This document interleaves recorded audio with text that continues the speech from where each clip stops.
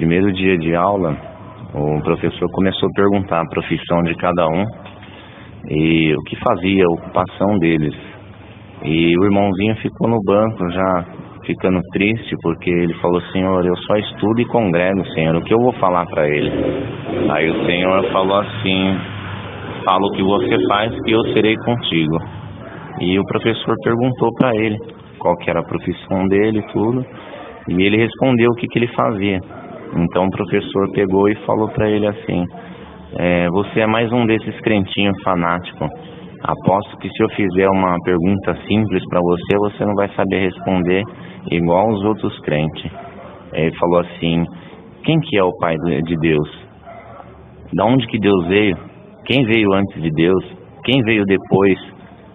Aí o irmãozinho baixou a cabeça e falou assim: professor, realmente eu não sei te responder. Ele falou: tá vendo? Vocês servem um Deus que não sabe nem o que é, nem de onde vem, nem a origem dele, não sabe nada. Aí ele ficou quieto na comunhão. Aí ele falou: Senhor, e agora, Senhor? Agora eu fiquei confundido e envergonhado. Aí o Senhor falou para ele assim: chama o professor, porque eu vou dar resposta na tua boca. Aí ele falou: Senhor, mas o que eu faço? O Senhor falou para ele: chama, porque eu vou falar na tua boca. Ele chamou o professor então. O professor pegou e falou para ele assim: fala, crentinho, o que é? Você já achou uma desculpa que você vai me dar? Aí ele falou, Deus pegou e começou a usar um servo de Deus. E ele pegou e falou assim: professor, o senhor pode ir na lousa? Ele falou: ué, crentinho, você vai me dar uma resposta na lousa? Ele falou: vou sim. Aí o professor foi para a lousa.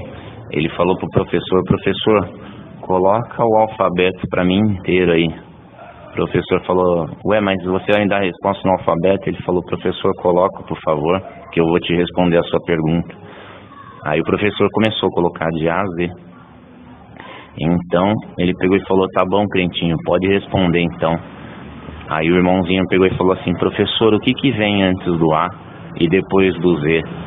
O professor ficou olhando para a cara dele e falou assim: ué, não vem nada, nem antes nem depois. Ele falou: então, esse é o Deus que eu sirvo, porque nunca houve um antes e nunca haverá um depois. Ele é o começo, o meio e o fim. Ele é o alfa e ele é o ômega. Esse é o Deus que eu sirvo, professor. O professor ficou quieto, ficou em silêncio. Deus exaltou o menininho.